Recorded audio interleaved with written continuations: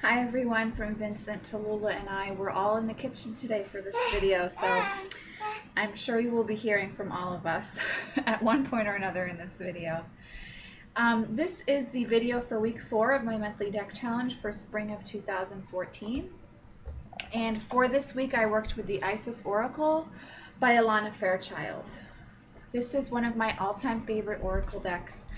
And I think for every deck challenge I've done since I started working with the cards, I always end up working with this deck during that challenge, because this is one of those decks that no matter how much time you spend with it, every time you get more in depth with the deck and the guidebook, it's like you learn something new, you learn something else. And because I work very closely with Isis and her energy in my spiritual path, just getting closer to her and spending more time with her for a week through working with this deck is always a blessing.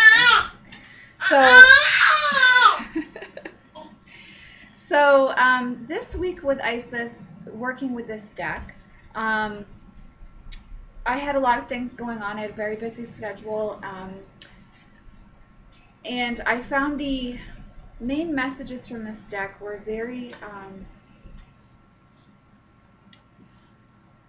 well, the word solemn comes to mind, but not in a negative way. They were solemn in letting me know where I was and what needed attention in my life. And also very focused in making sure that my work, my path, was really being given the awareness and the openness that it was necessary for it to have, especially in the week that I worked with this deck. I saw a lot of the Queen of Heaven, the scales of balance.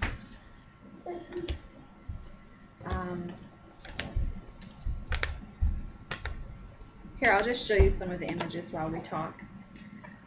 The artwork in this deck is one of my favorite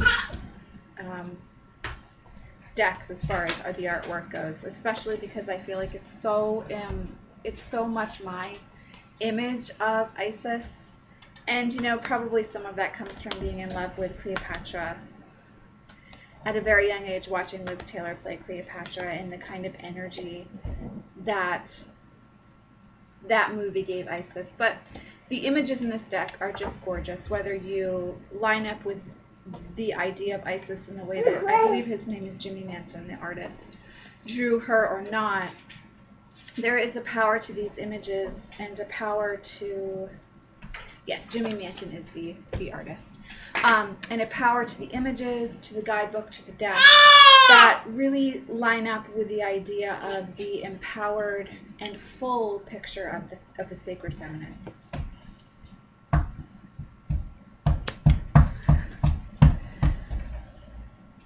That's Vincent. So for me, it was a solemn week of messages, and I use the word solemn respectfully and with honor. It needed to be solemn. I really have been feeling very exhausted lately and unsure of how to create boundaries and step into them. And you guys know that I talk about that a lot in my practice as a healer, helping others to create boundaries. But you know, you share what you need to learn yourself as well. And so the messages from Isis this week for me were really about the fact that boundaries need to be created, and that it's okay to take a step back. And it's also okay to take a step back from always holding a space for people when it's time to step into your spiritual work. So instead of always holding space for my friends, perhaps over this past week, the message from the Isis Oracle deck was really about, you know, resting when possible and not always having to hold space, so that I can step into my spiritual work and be very empowered for that. I had a full day of psychic readings this past weekend, and I needed energy for that, and doing that work was extremely fulfilling for me, extremely exciting. I felt like the doors blew open, and I was very empowered in that work for myself and for my clients. And so I had to learn that it's okay to take a step back from people who want things of you. It's okay to say it's not the right time, so that I can have enough energy, enough power, enough passion to step into the space where I can do my spiritual work. I can do what I've come here to do. So that was a very powerful and solemn message from Isis, and it was one that I really needed to hear and understand the consequences of not listening to that. So I was really benefited by having Isis and her deck with me for the week that she was, because I really did need to hear that. And I had some wonderful, lovely goddesses and friends who really held space for me to be in a very drained space energetically. So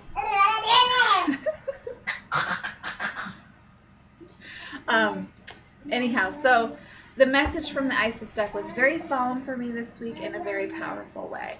That part of stepping into your power is knowing when it's time to say no, and knowing when you need to have spiritual attention for yourself, but also from others when you require assistance, just as you love to give assistance to others. There's also a time and a space where energy, love needs to be held for you.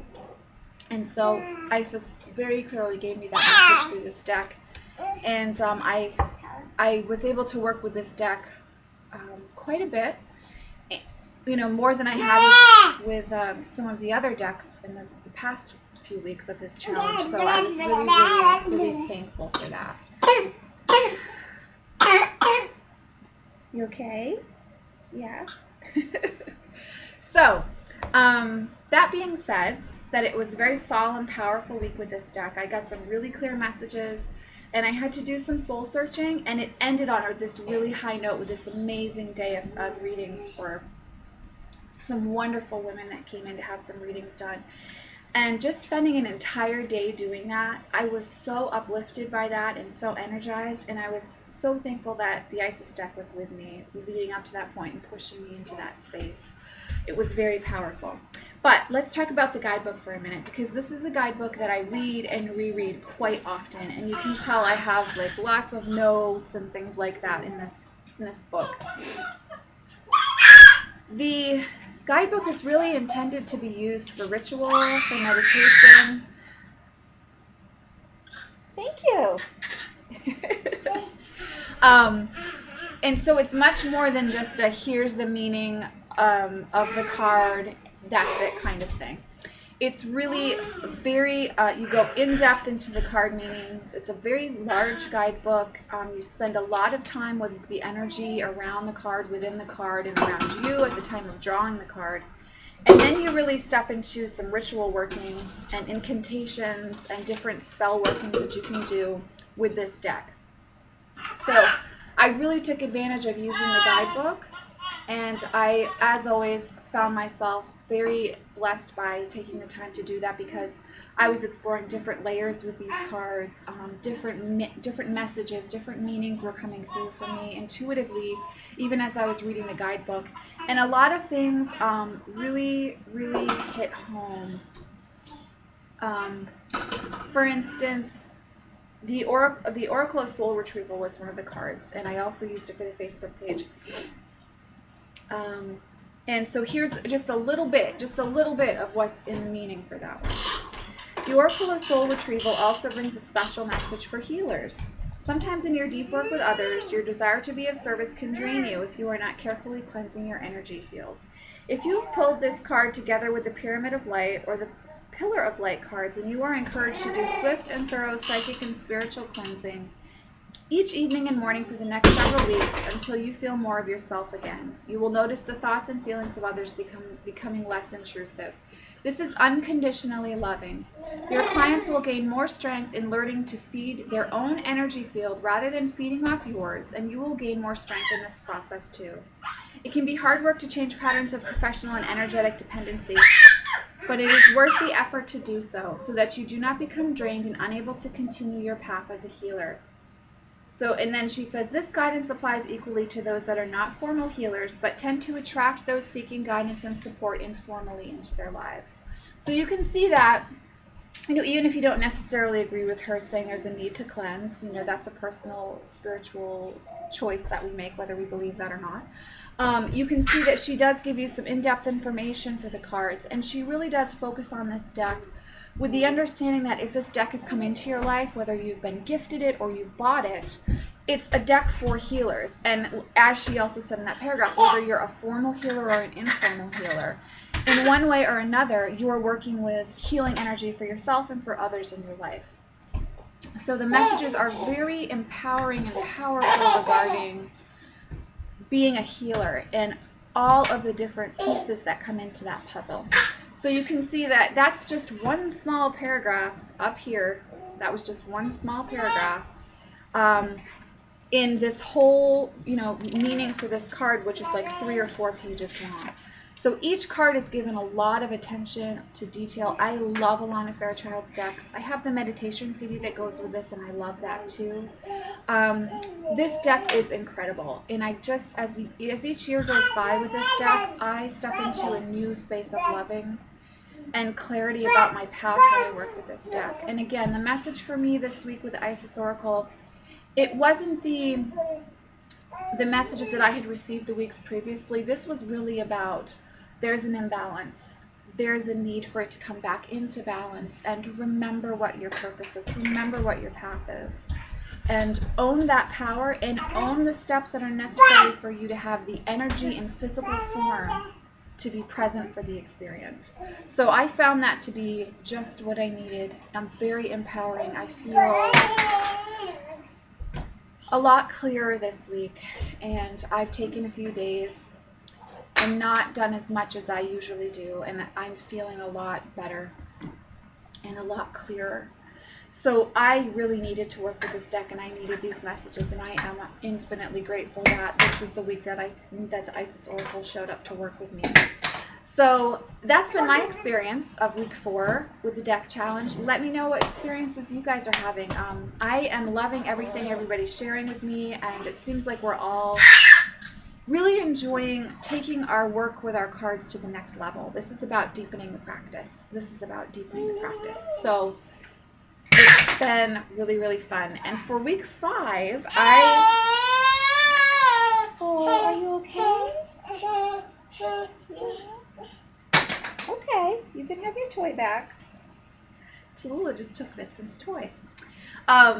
For week 5, I am working with The Enchanted Oracle by Jessica. No, it's not. Is it Jessica Gilbreth? I can't remember.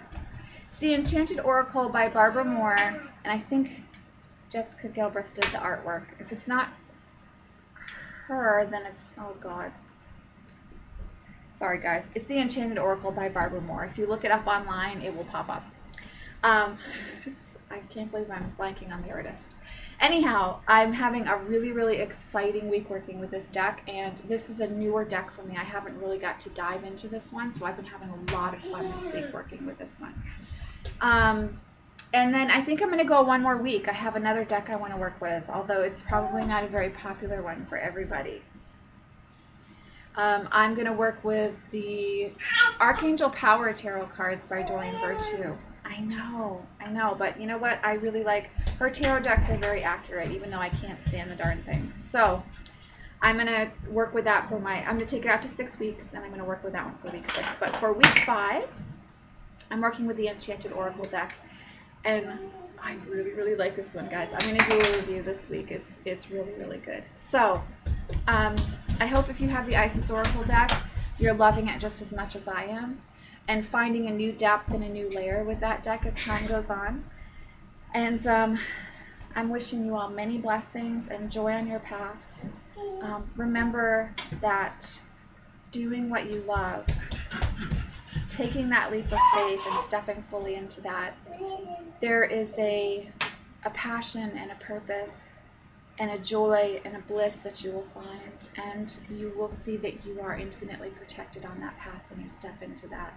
So I encourage you to discover who you really are, and discover what it is that moves you, and then step into the direction of that in the fullest way possible for you at this time.